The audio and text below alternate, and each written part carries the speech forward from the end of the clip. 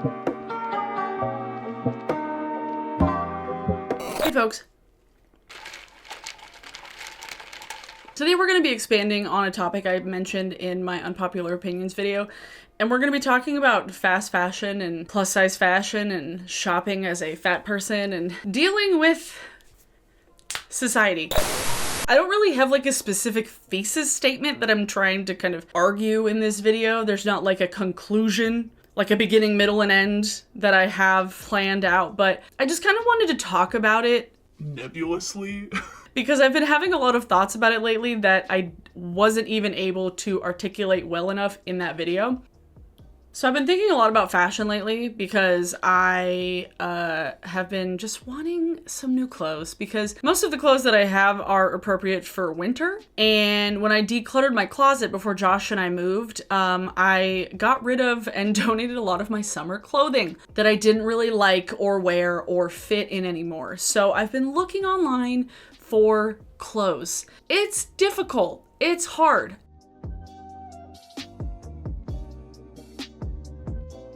So for the last like 15 years of my life, my weight has fluctuated like a lot. Like I hit puberty very quickly and it came in with a vengeance. And then when I got to the second half of high school, I was diagnosed with my autoimmune disorder, and that caused me to lose a bunch of weight because my muscle mass was just depleting. Because my body was like, that's infected. So I lost a bunch of weight in high school.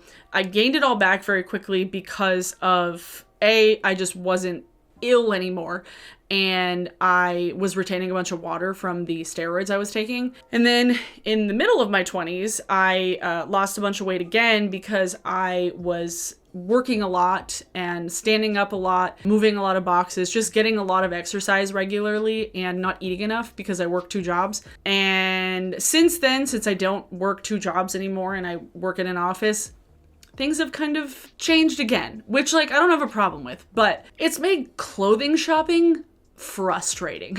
Shopping now as a plus size person is so stupid. It's so annoying because I swear to God, my Instagram ads that I get, they're either for clothing companies that have like very much the style and the aesthetic I'm going for, like a lot of black clothing, a lot of like, I don't know, like goth light, like kind of like punkier styles and stuff that I like to wear, but then it only goes like small, medium, large.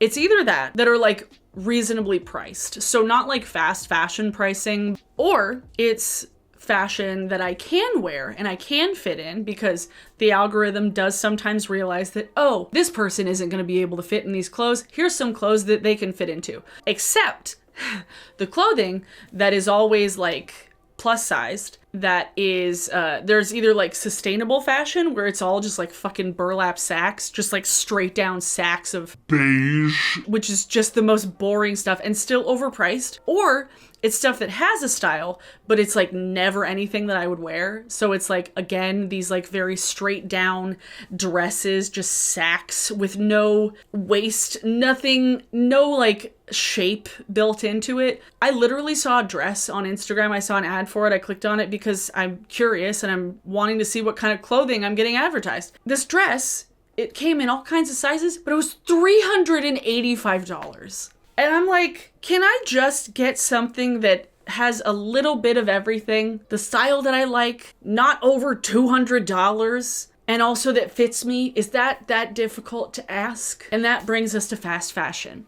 Now, I am not advocating for shopping on fast fashion websites. I'm not saying that at all. Like I said, I have no thesis statement to this video. I just wanted to talk about it. But one thing I've noticed when looking for plus size stuff online is you do find some like hidden gems that are like tiny, individual, independent brands. I just saw one that I might buy a couple things from. I think they were called Trash Queen, that everything was like a one-person thing, really cute and very much me.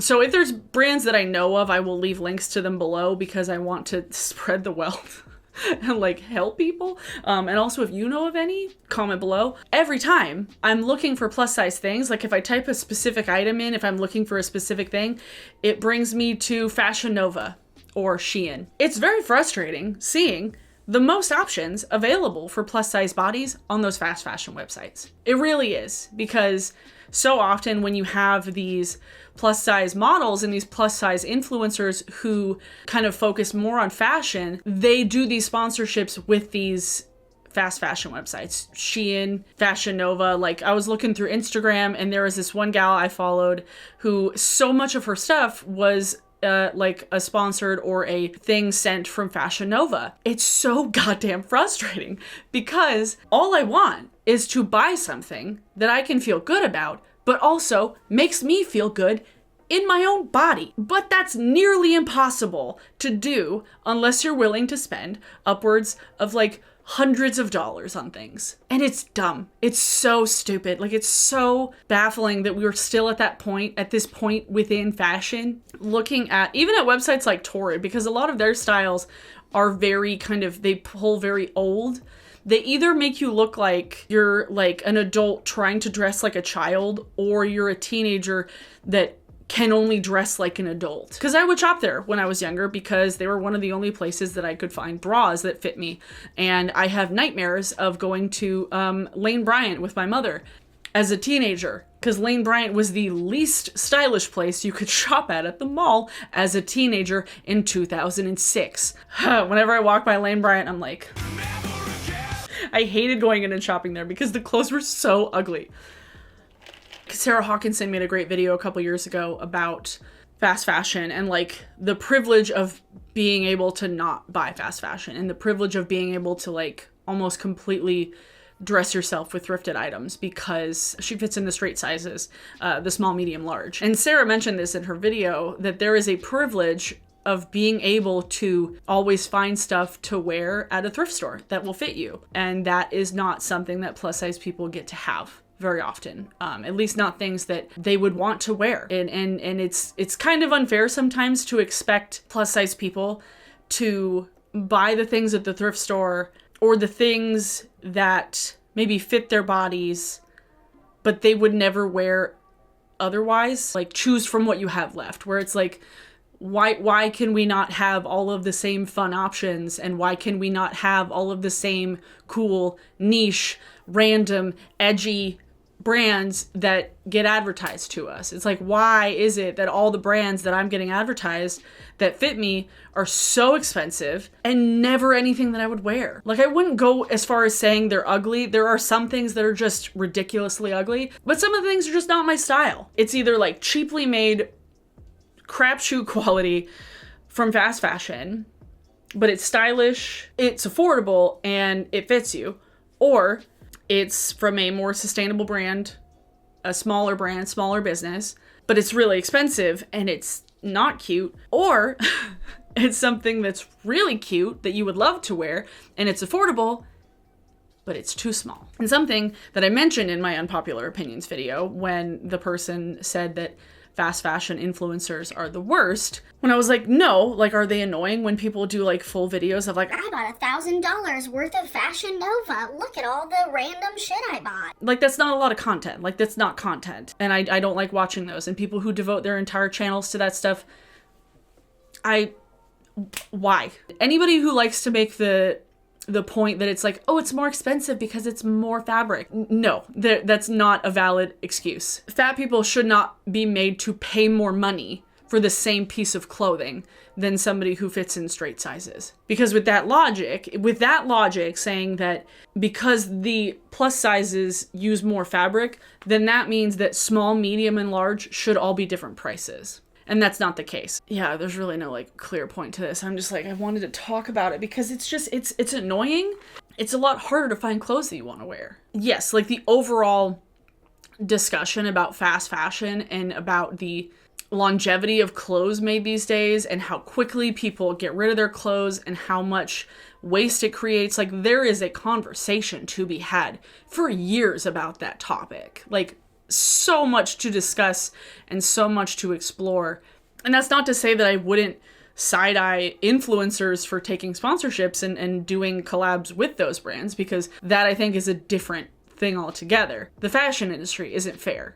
Fashion brands and clothing brands are not fair. Like, they do not have options for everyone. So to expect like everyone, including plus size people, to like have that same level of like ethical purity is also not fair because of how unfair the fashion industry is. Being able to meet all of those criteria of like feeling good about your purchase, feeling good in your clothes, and not having to spend a fortune, not everybody gets that very easily. And I love slow fashion. Like I love buying things from small businesses and individual makers and people who make clothing. Like I love buying things from people because I love paying for it and knowing that that person got an email saying that they got a new sale. Because big companies don't do that. Like individual small businesses, they get emails that says when they made a sale, and they see it, and it's exciting. I like making people feel good about the business that they started. And I also like getting the packages in the mail because when it's a person, there's always something that's like, I don't know, extra. I always either get a little card or like a code, or I bought some stuff from a resin artist and she sent me like a keychain that had like an A keychain that was resin too, as just like an extra thing. I like doing that, and I like being able to support small businesses and slow fashion brands because of that. The more you do that, the better off they become and the more equitable the industry gets, and the more brands that you support that do have those bigger options and those bigger sizes, the better off it is for everyone. Because the more those brands can grow, the more options you get as a plus size person. Like I said, the Trash Queen brand, I'll probably buy a couple of things because they got some cute stuff. XO Umbra is a great one out of the UK. It's one person who makes everything, and they don't do drops very often, so it's shorter drops where it's like a small amount of things that they can do in a short amount of time. And it is in the UK, so if you are ordering from them in the United States, the shipping is high because of fees and customs and stuff. Definitely, that's the only thing I think for people to remember is like if you're buying from small businesses and like slower fashion brands and slower brands, make sure to pay attention what the shipping is, because it could make or break whether or not you can afford something just because of like the limitations of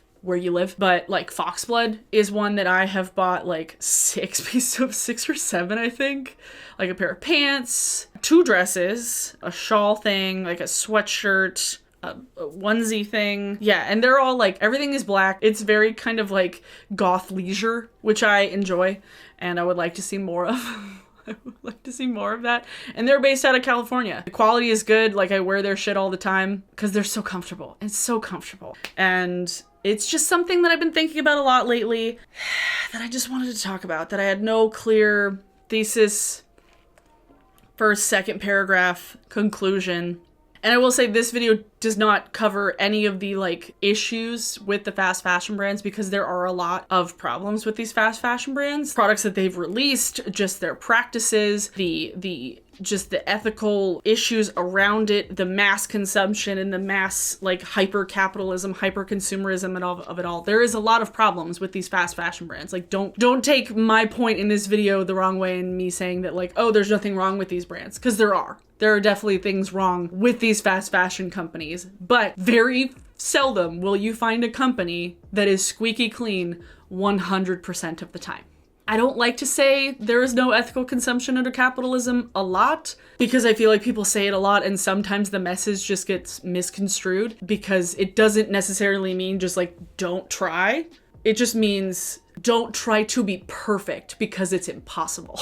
Do not try to be perfect in today's society because you cannot do it. I will leave links to other videos in the description about those like controversies and things that have happened with those individual brands. But I didn't want to go into that so in depth in this video just because I wanted to talk more broadly about like fashion as a plus size person.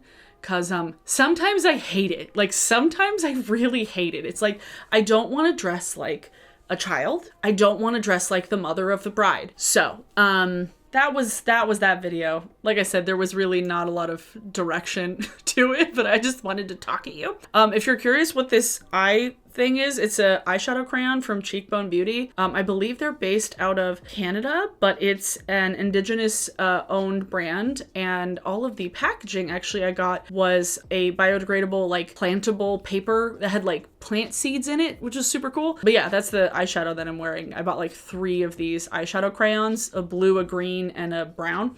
But I like it so far. But for today's song of the day, it is Miss Atomic Bomb from the KiIIers, because I just went down a rabbit hole and I realized that Battleborn, the record that Miss Atomic Bomb is on, is from 2012. So it's 9 years old, and I was losing my mind realizing that. And I was like, wait, how is this album this old? Huh? Anyway, so yeah, Miss Atomic Bomb from the KiIIers is your song of the day. If you would like to see more of me, please subscribe to this channel and hit the bell notification to get notified every time I upload a new video. That's twice a week usually. And if you would like to follow me elsewhere on any of my other social media, my Instagram, my Twitter, and my Twitch will all be down in the description as well. Thanks for watching, everyone. I hope you are staying home. I hope you are staying safe. I hope you are healthy, happy, staying cool wherever you are, because it's like hot as hell everywhere. Yeah, at least it is here. It's not fun right now. I hope everything is going well for you. I hope you are having a good week. Thanks for watching, everyone, and I will see you all in my next video. Bye!